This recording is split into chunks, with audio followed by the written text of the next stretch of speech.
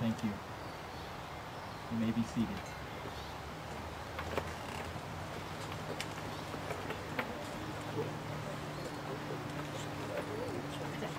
Good afternoon and welcome. We are gathered here today as friends and family to witness and celebrate the marriage of Brian Joseph Hannafin and Nerene Lee Goes. We thank you for being here today. The many guests and the many miles that some of you have traveled to be here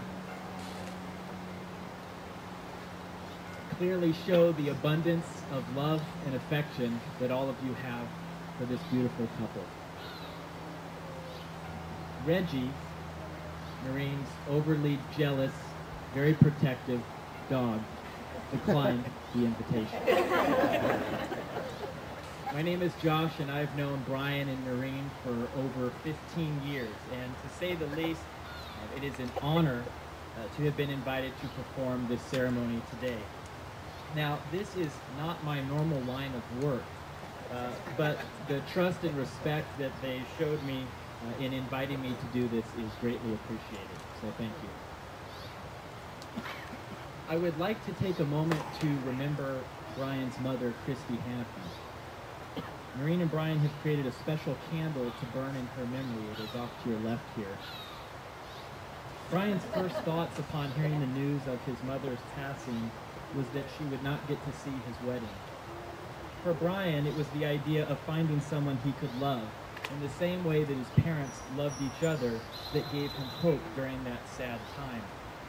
Brian has found that special person, and that is why we are here today. Nerene and Brian made my job very simple. I was told there is no need for me to explain and elaborate on how much they love each other and how marriage is a serious commitment. The couple assumes that these are considered to be obvious aspects and assumptions about being in love and getting married. Furthermore, Brian and Nerene know that I have a tendency to talk a lot, so I was instructed by Nerene to make it longer than a toast, but keep it shorter than a eulogy. So to avoid repeating what is and what should be obvious, I would like to share some not-so-obvious stories about the couple.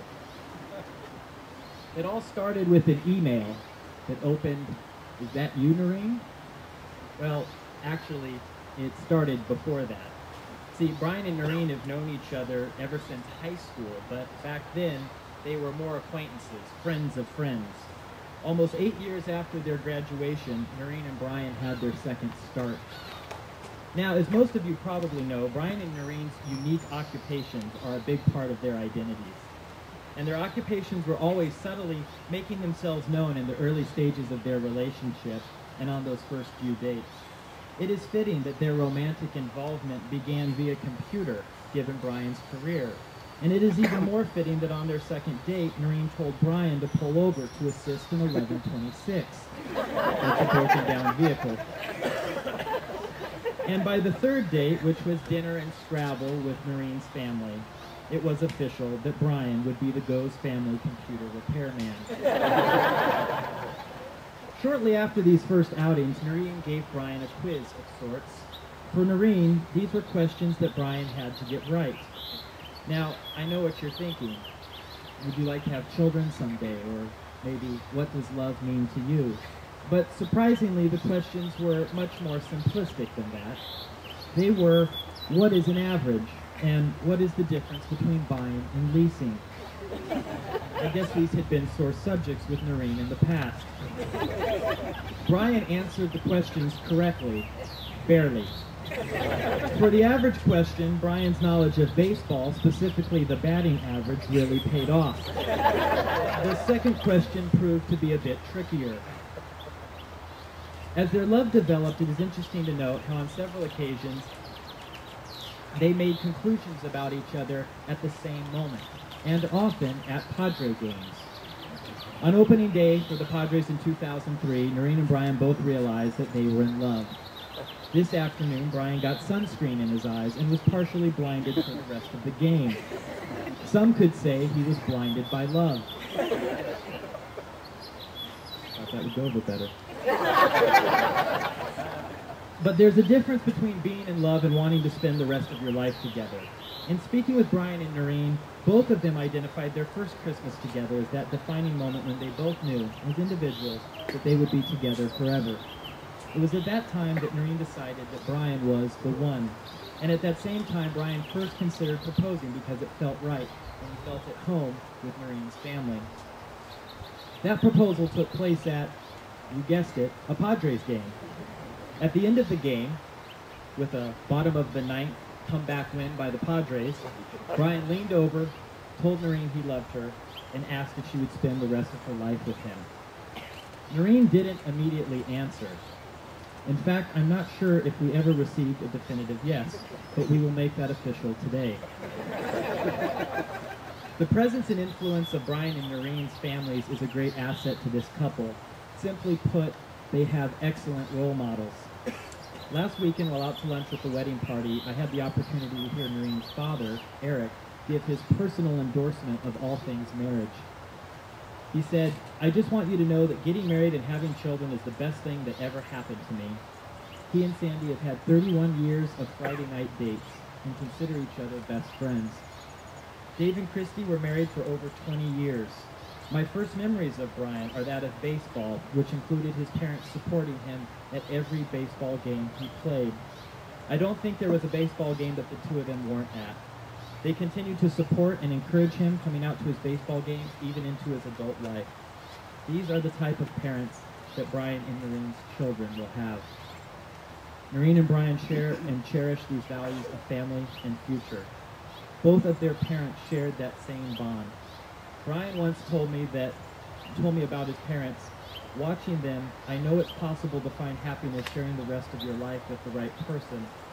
I knew I wanted to spend the rest of my life with Nerene when I realized that we had the same chemistry with each other. Nerene picked Brian with her heart and her mind, because love isn't all you need. You need friendship, similar values and goals, and of course, you need to love her dogs. Nerene told me that with Brian, she is not only gaining a husband, but a family. She went on to tell me, "Brian makes me smile, laugh, dance, and have hope. Brian is my companion for life." Brian, Nerene, may this moment be the start of a life more fulfilling than you can imagine. And now, it is time for the marriage vows. Brian, you take Nerene to be your lawfully wedded wife, to have and to hold from this day forward.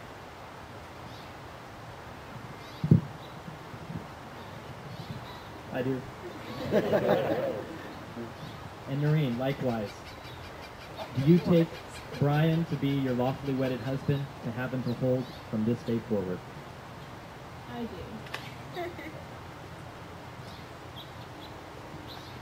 Let us now exchange the rings.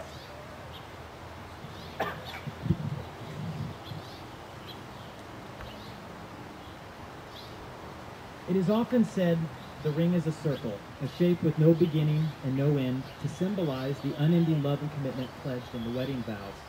In fact, it's a circle because that's the shape that fits the finger best. I was really looking for a bigger one than that one. Rings are made precious by wearing them. They carry our meaning. They say who we are, where we have been, and where we're going.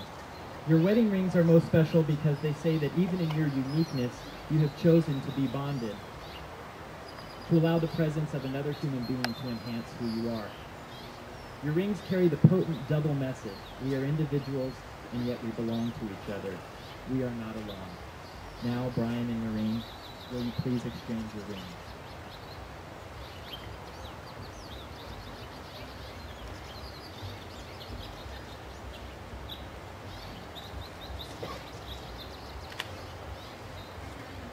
Before we conclude, Brian and Nerene, please remember that this wedding is only a symbol, a celebration, a public recognition of what already exists in your hearts. It is your marriage and not something created by the state or religion. It is yours to define, yours to make real, yours to live. Nothing I can say can make it any more than what already exists between the two of you. And with that being said, by the virtue of authority vested in me as Deputy Commissioner of Civil Marriages in and for the County of San Diego, I take pleasure in pronouncing you husband and wife. Brian and